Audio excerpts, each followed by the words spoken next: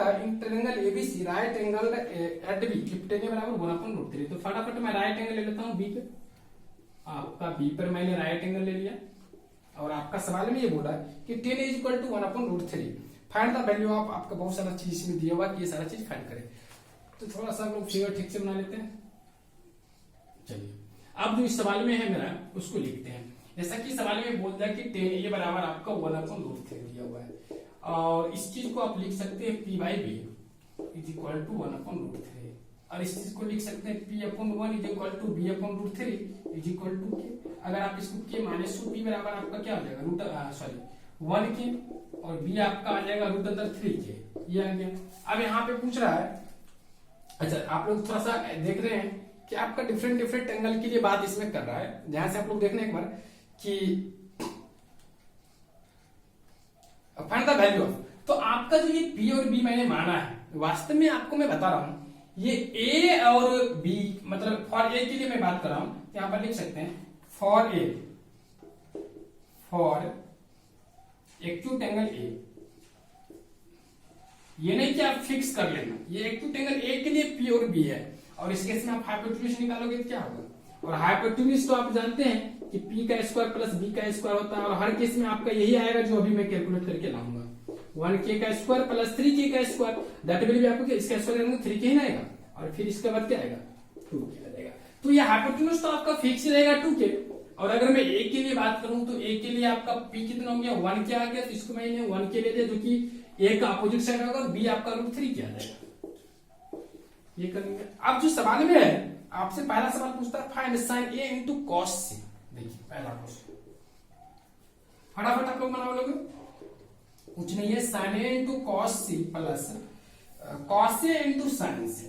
देखिए कितना इजी है, एकदम इजीली आप लोग बना। sin a का वैल्यू क्या होगा परपेंडिकुलर बाय हाइपोटेन्यूज, तो एंगल a ही है इसके लिए आपका परपेंडिकुलर या हाइपोटेन्यूज आपका होगा। तो यहाँ पे बोल सकते हो क्या 1k divided by 2k into cos c। cos c अगर मैंने कैलकुलेट किया तो क्या होगा बेस बाय हाइपोटेन्यूज, ये इसके लिए परपेंडिकुलर ये आपका बेस हाइपोटेन्यूज यहाँ पे आ जाएगा 1k bye 2k plus cos a के लिए क्या होगा बेस बाय हाइपोटेन्यूज, तो बेस आपका ये हो गया हाइपोटेन्यूज ये हो गया, तो यहाँ पे आ जाएगा √3k divided by 2k into sin c। अगर sin c की बात किया तो इसके लिए परपेंडिकुलर ये हाइपोटेन्यूज है, तो ये आपका आ जाएगा √3k डिवाइडेड बाय 2k।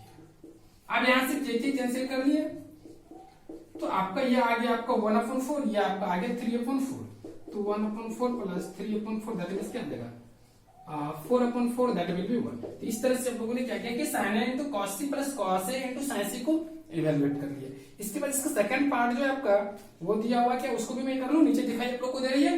चलिए आप लोग को अगर दिख रही है तो मैं देखता हूं नीचे का question cos a into cos c minus sin a, cos a into cos c minus sin a into sin c। चलिए आप लोग थोड़ा सा देखिएगा, हम रो में इसको डील कर लेते हैं। सबसे पहले इसका वैल्यू रखते हैं cos a। अगर मैं cos a की बात करें तो बेस बाय हाइपोटेन्यूज बेस आपका √3k डिवाइडेड बाय आपका 2k इनटू cos a की अगर बात किया तो इसके लिए 1k/2k माइनस sin a की अगर मैंने बात किया तो base upon perpendicular upon hypotenuse 1k/2k into आपका sin c की अगर मैंने बात किया तो यहाँ पे परपेंडिकुलर अपॉन मतलब √3k डिवाइडेड बाय 2k। और आप देख रहे हैं कि ये पूरा का पूरा टर्म क्या वैनिश कर रही है, सी 0 के बराबर हो रही है। चलिए तो इस तरह से हम लोगों ने कितने क्वेश्चन मारे, ये आपका 8 था कि 9 था, ओ माय गॉड ये क्वेश्चन नंबर 9 था आप लोग का, सॉरी 9 नंबर हमने बना दिया। ध्यान से आप लोगों ने देखिए आप लोग 9 नंबर हो गया। अब मैं 8 की तरफ फिर से चलूंगा रिवर्स।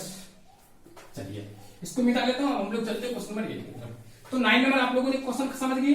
अगर आप लोगों ने क्वेश्चन नंबर 9 समझ लिया तो मैं चलता हूँ क्वेश्चन नंबर 8 के तरफ फिर से। देखिए 8 के तरफ टर्न ऑफ करते हैं।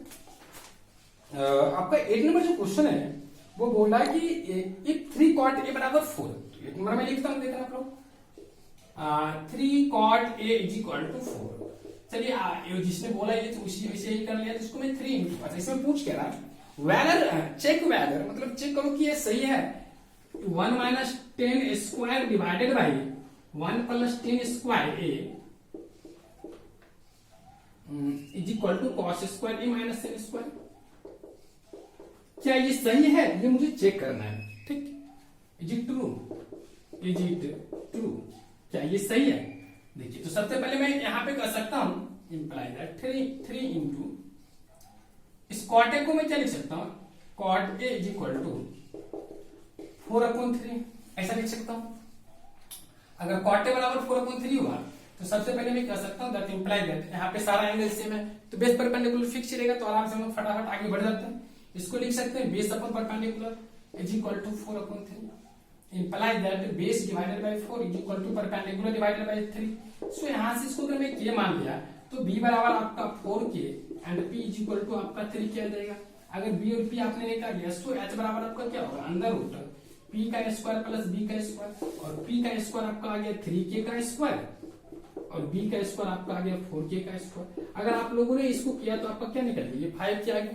अगर आपका ये हाइपोटेन्यूज आपका 5 के आ गया तो मैं यहाँ पर 10 निकालता हूँ।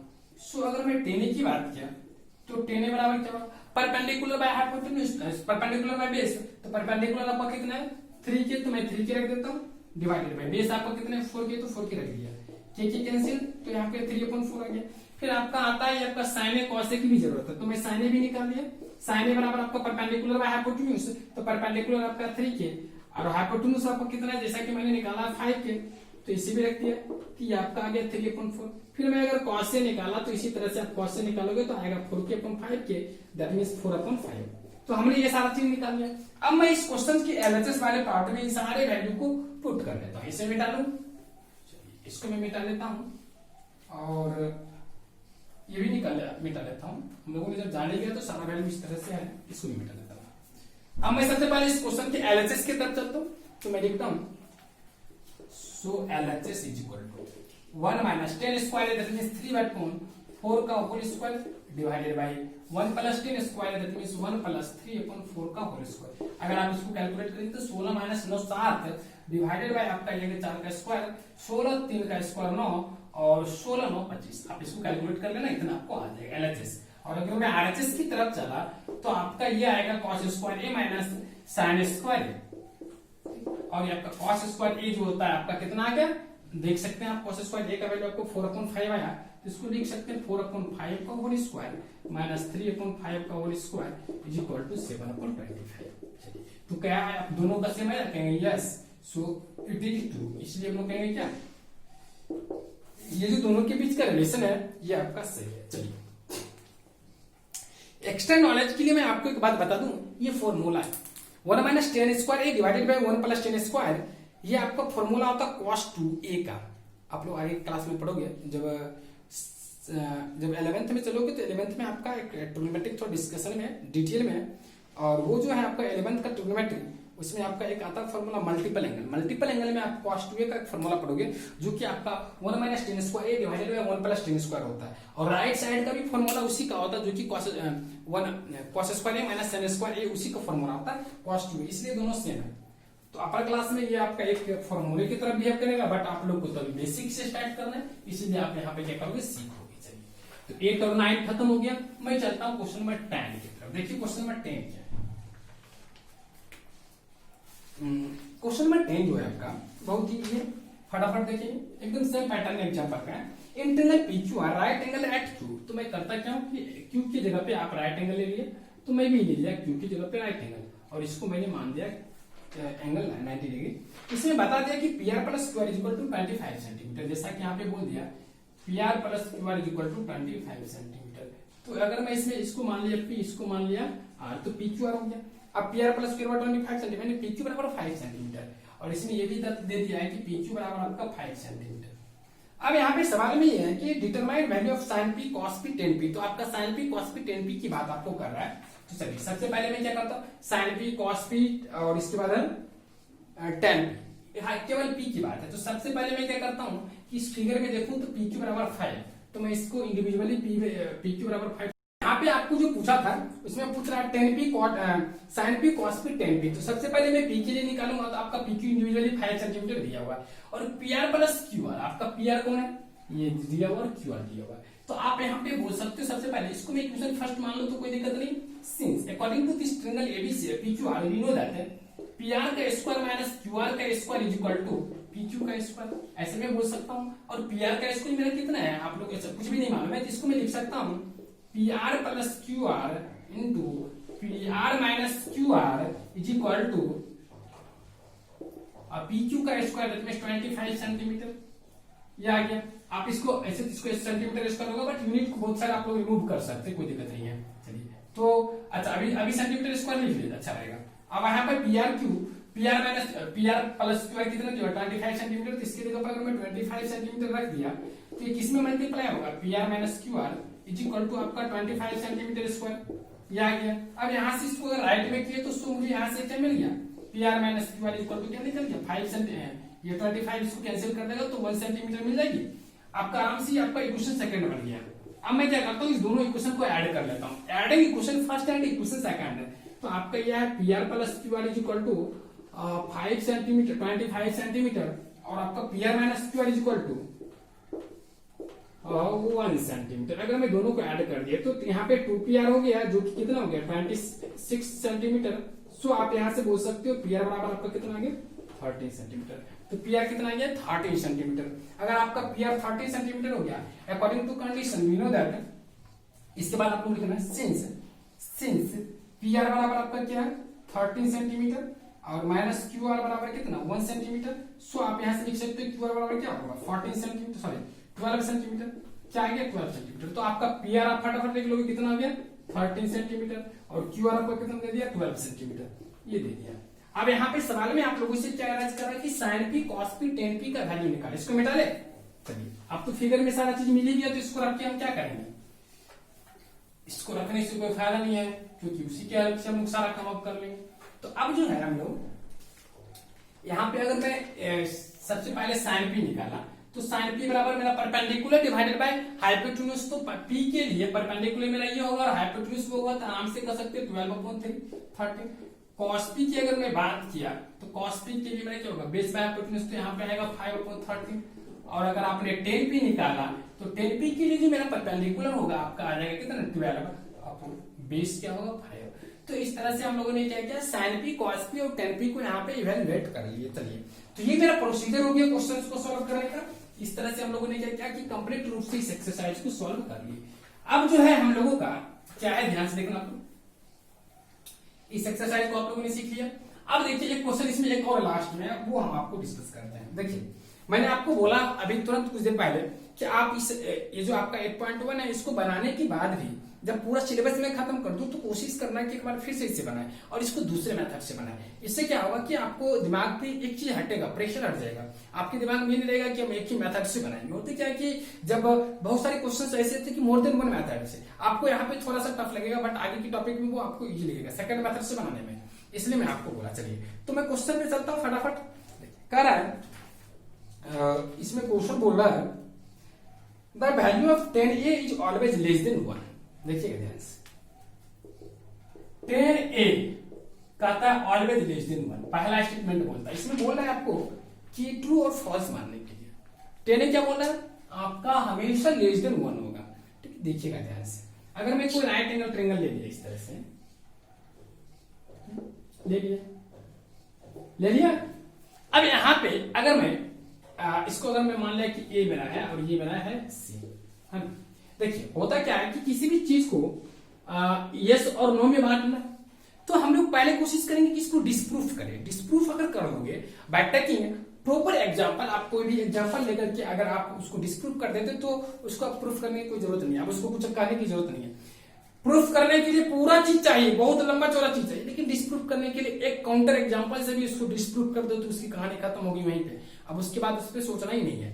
मैथमेटिक्स में यही एक रुचिकर बात है कि अगर आप कभी भी किसी चीज को डिस्प्रूव करना चाहते हैं तो एक काउंटर एग्जांपल दे दे तो उसकी कहानी वहीं पे खत्म होगी। लेकिन प्रूफ अगर उसको करना है तो फिर आपको पूरा हिस्ट्री ज्योग्राफी जो भी चीज है सबको लेकर आपको चलना पड़ेगा। जितना भी थ्योरी है थ्योरम है सबको आपको जहां पे जो हेल्प होगा लेना ही पड़ेगा। तो जैसा कि आपका 10 इज लेस देन 1 इसकी बात बोला है। चलिए मैं दो डिफरेंट ट्रायंगल्स की लेता हूं।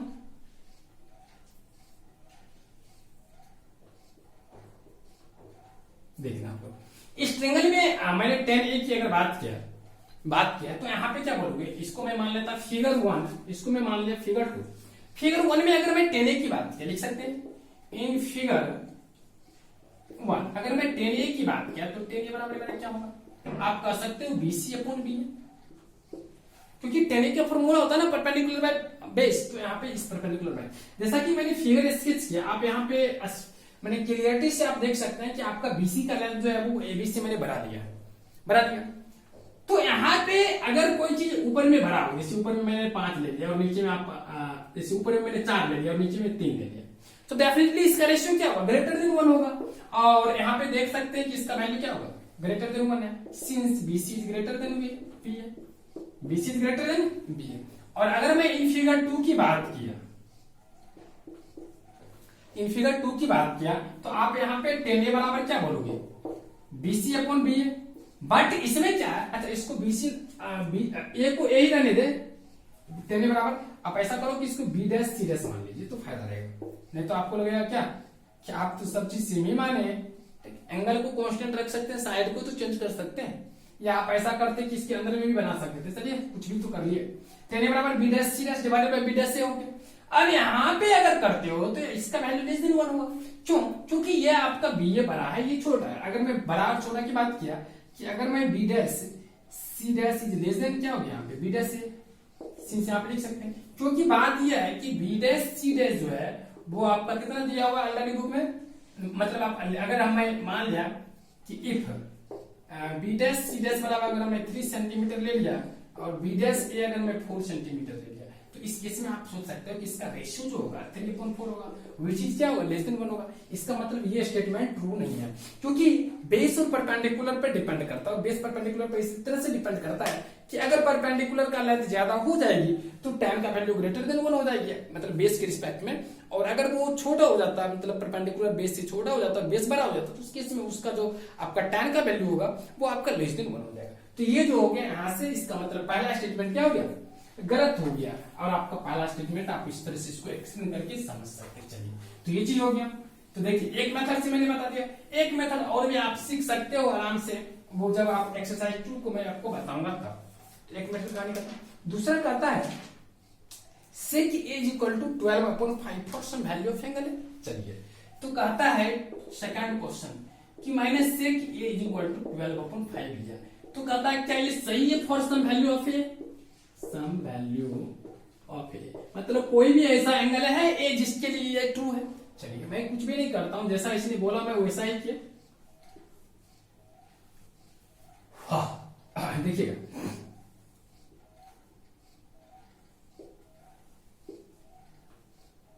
सेक ए ये आपका क्या है, आपका बेस अपॉन हाइपोटेन्यूज, यही ना, sorry hypotenuse upon base, hypotenuse upon base, क्योंकि यहाँ पे देख सकते हैं ना कि cos a, ये cos a का होता है, cos a में क्या होता है, बेस में हाइपोटेन्यूज अपॉन बेस होगा, तो ये आपका हाइपोटेन्यूज, ये आपका बेस हो गया, तो आप हाइपोटेन्यूज को लिख सकते हैं 12, आप इसको लिख सकते हैं बेस 5। तो यहाँ पे क्या है कि सेक ए कहता है कि किसी भी वैल्यू के लिए सेक ए का वैल्यू 12.5 हो सकता है। तो देखिए ये 12 है, ये 5 है ना, तो अदर दिन अगर आप बीसी निकालते हो तो आप निकाल सकते हो, तो कितना आएगा, under root 144 minus 25, that will क्या देगा 119, ये आ गया, हाँ ये आ गया। तो यहाँ पे कुल मिलाकर के अगर आपने इतना चीज डिटरमाइन किया तो यहाँ से क्या समझ सकते हो कि क्यों नहीं हो सकता सेक के बराबर, तो यहाँ पे एक ट्रिंगल दे ही दिया, और ये ट्रिंगल जब फॉर्म हो ही रही है क्योंकि 12 प्लस 5 ग्रेटर देन रूट अंदर 119, क्योंकि आपका 17 आएगा, ये 17 से कम है, फिर इसको ऐड करोगे तो 12 से ज्यादा, फिर इस दोनों को ऐड करोगे तो 30 से ज्यादा, प्लस में एक राइट एंगल ट्रिंगल है, तो सेक के बराबर आराम से हो सकते हैं 12.5 किसी न किसी एंगल के लिए। ये भी आपका सही हो गया। अब इसके बाद थर्ड क्वेश्चन है, cos A is the abbreviation of for the cosecant of angle है, तो कहता है क्या cos जो है वो आपका लिया गया cosecant से, cosecant ऑफ ए इससे लिया गया, नहीं इससे नहीं लिया गया, cos का जो है ना वास्तव में cosine ऑफ ए से लिया गया, इसका मतलब ये अभी आपका गलत हो गया, ये गलत, 2 नंबर सही हो गया, और पहला नंबर आपका क्या था, गलत था। चलिए 3 हो गया। चौथा में कहता है cot A is product of cot and A, तो कहता है cot A is equal to cot into A, नहीं ये गलत है, क्योंकि मैंने बताया था कि cot जो है ना cotangent of angle, cotangent of A होता है, और ये एंगल A का कोटेंजेंट होता है, और इसको हम लोग एक सिंपली जस्ट लाइक नोटेशन हम लोग रिप्रेजेंट करते हैं cot A, और बट इसको रीड किया जाता है कोटेंजेंट ऑफ ए, ना कि ये cot A बराबर cot इंटू A होता है, ठीक, ये ऐसा कुछ नहीं होता है, ये मीनिंगलेस बात है। चलिए ये भी आपका गलत हो गया।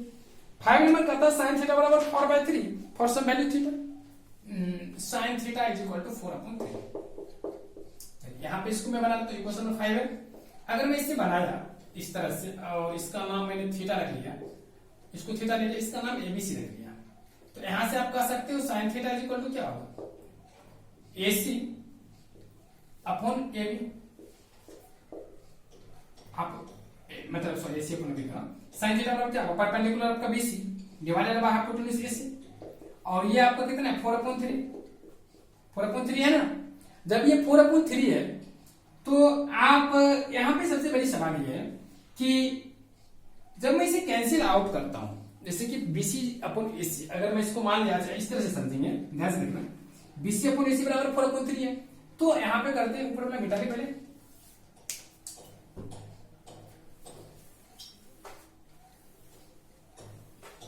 इसको बहुत तरीका से इस सब क्वेश्चन का मैं 2-3 तरीका से आराम से बता सकता हूं, लेकिन जो जब दिमाग में आ जाता है उसी को आपको एक्सप्लेन कर देता हूं। आपका बीसी अपॉन एसी आ गया 4/3। आप देखिए यहाँ पे ध्यान से, बीसी आपका इस राइट एंगल ट्रायंगल में क्या है, परपेंडिकुलर है, और एसी आपका क्या है, हाइपोटेन्यूज है। जैसा कि आप जानते हैं कि हाइपोटेन्यूज इज द हाईएस्ट मतलब longest length of right angle any right angle triangle. तो यहाँ से देख सकते हैं कि एसी का तो 3 का मल्टीपुल आ रहा है और बीसी का आपका 4 का। अब देखिए मल्टीपुल के केस में भी आप डाउट कर सकते हो, कैसे, तो आप जानते हैं कि अगर आप यहाँ पे कोई भी साइड होगा तो उसको हम 4/3 के फॉर्म में कैसे रख सकते हैं। जब अगर मान ले कि वो आपका उसमें कोई फैक्टर कॉमन है, तो हम लोग कॉमन वही फैक्टर रिड्यूस करते हैं उसमें जो कि पॉजिटिव, एंड कौन सा फैक्टर रिड्यूस करते हैं, पॉजिटिव। एक तो नेगेटिव नेगेटिव ऑटोमेटिक कैंसिल होगा, दोनों में नेगेटिव होगा तभी ना तो कैंसिल होगा। और मैं अदरवाइज जो टर्म्स को कैंसिल आउट करता हूँ वो वही सारे टर्म्स को कैंसिल आउट करता हूँ जो आपका पॉजिटिव फैक्टर होती है, ठीक, और आपका ग्रेटर देन 1 ही होगा मुझे लगा, क्योंकि एचसीएफ की बात है ना, तो यहाँ पे कोई ना कोई आपका एचसीएफ ग्रेटर देन 1 होगा।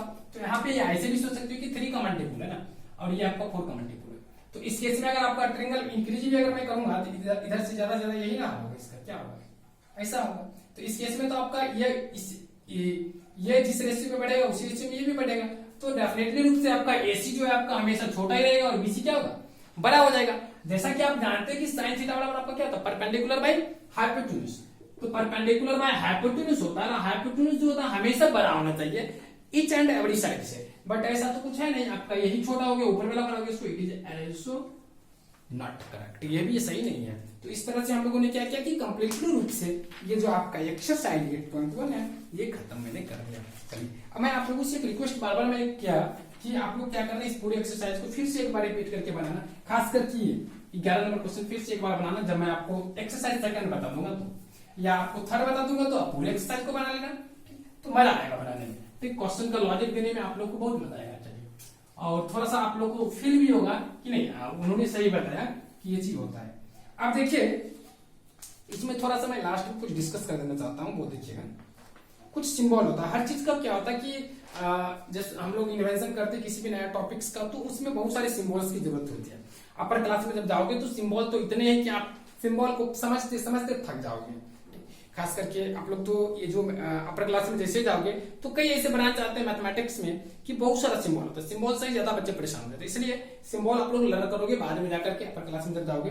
तो यहाँ पे क्या है कि उसी तरह से यहाँ पे हम लोग भी कुछ सिंबल्स नोटेशंस का कुछ डिस्कस कर लेते हैं कि बहुत सारे बच्चे कंफ्यूज नहीं करें। देखिए अगर मैं किसी भी चीज के स्क्वायर की बात करूंगा, अगर साइन ए को साइन ए से मल्टीप्लाई कर दूंगा 2 बार, इटसेल्फ अगर मैं इसे मल्टीप्लाई करता हूं तो ये साइन स्क्वायर ऑफ ए होता है। मतलब इसको अगर मैं कहूं तो इस तरह से डिनोट करता हूं, तो साइन स्क्वायर ए होता है। अगर मैं इसको n टाइम्स मल्टीप्लाई करता है इटसेल्फ, तो इसको मैं कर सकता हूं साइन ए का पावर n, साइन ए का पावर n। इसको मैं पढ़ता हूं साइन ए का पावर n, साइन ए का पावर n, ना कि हम साइन n ए पढ़ेंगे, ऐसा नहीं, साइन ए का पावर n पढ़ेंगे। इस तरह से हो जाता है अगर n टाइम्स हम इसी को मल्टीप्लाई कर दिया तो ये आ गया। उसके बाद एक इंपॉर्टेंट बात आपका और भी होता है कि जैसे कि कोसेक है, आगे का आप टॉपिक में देखेंगे तो आप फॉर्मूला मैंने जैसा का बताया था आपका कि साइन ए और कॉस ए इस तरह मल्टीप्लिकेटिव इनवर्स होता है सम पार्टिकुलर एंगल के लिए। अगर वो एक दूसरे के मल्टीप्लिकेटिव इनवर्स होता है तो इसका मतलब बोल सकते हैं कि कोसेक के बराबर जो होता है आपका 1/sin ए होता है।